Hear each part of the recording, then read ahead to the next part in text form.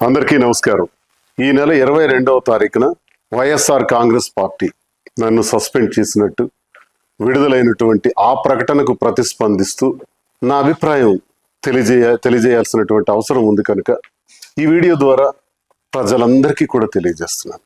YSR Congress party గురించి మాట్లాడే ముందుగా జగన్మోహన్ రెడ్డి గారు నాకు ఈ స్థాయిని, ఈ గౌరవాన్ని, ఈ హోదాను ఇచ్చినటువంటి జగన్మోహన్ రెడ్డి గారికి నా ధన్యవాదాలు నేను తెలియజేస్తున్నాను.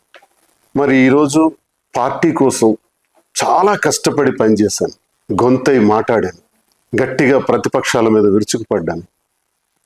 ఎంతో కష్టపడి పనిచేసినటువంటి నాకు అకారణంగా వ్యక్తిగత కారణాలు అన్నటువంటి కారణంతో నాకు సస్పెండ్ చేశారని తెలిసింది. అయితే ఇందుకు నేను పార్టీ నాకు అందించినటువంటి సహకారం, రాజశేఖర్ రెడ్డి గారితో అడుగులు వేసిన నేను, జగన్మోహన్ రెడ్డి గారితో నడుస్తున్న నేను, నా హృదయంలో జగన్మోహన్ రెడ్డి గారు ఇప్పుడు కూడా చిరస్మరణీయులు. అయితే ఈ రాజకీయ క్రీడలో నేను బలయ్యానేమో అని నాకు అనిపిస్తుంది.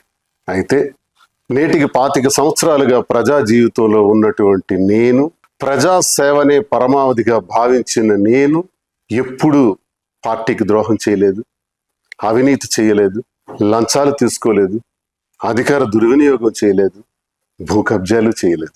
పార్టీ కోసం మాత్రమే అహర్నిశలు పనిచేశాను. ఈ జరిగినటువంటి పరిణామాన్ని నేను స్వీకరిస్తూ, సస్పెన్షన్ అంటే తాత్కాలిక విరామము. ఓకే, తాత్కాలిక విరామాన్ని ప్రకటించినప్పుడు నాకు ఒకటి గుర్తొస్తుంది. గురజాడ అప్పారావు గారు ఒక మాట చెప్పారు, విజయం కోసం విసుగుని వీడి విరామ మెరుగక పని చేయండోయ్.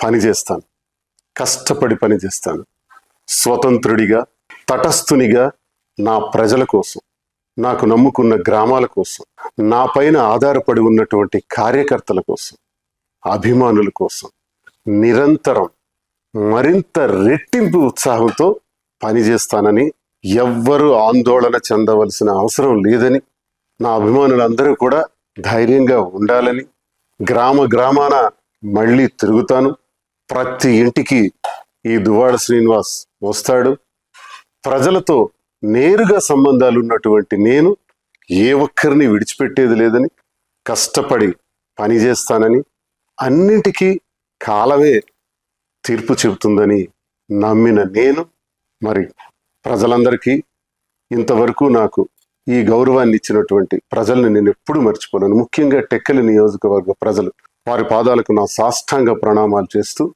నా ఊపిరి ఉన్నంత వరకు మీ సేవలో నిమగ్నమై ఉంటానని, నా అవసరం ఎక్కడ ఉంటే అక్కడ నేను ప్రత్యక్షంగా ప్రతి ఒక్కరికి ఉపయోగపడేందుకు కృషి చేస్తానని తెలియజేస్తూ, మరి ఇంతవరకు అవకాశాన్ని ఇచ్చినటువంటి వైఎస్ఆర్ కాంగ్రెస్ పార్టీ అధినేత జగన్మోహన్ రెడ్డి గారికి నా హృదయపూర్వక నమస్కారం.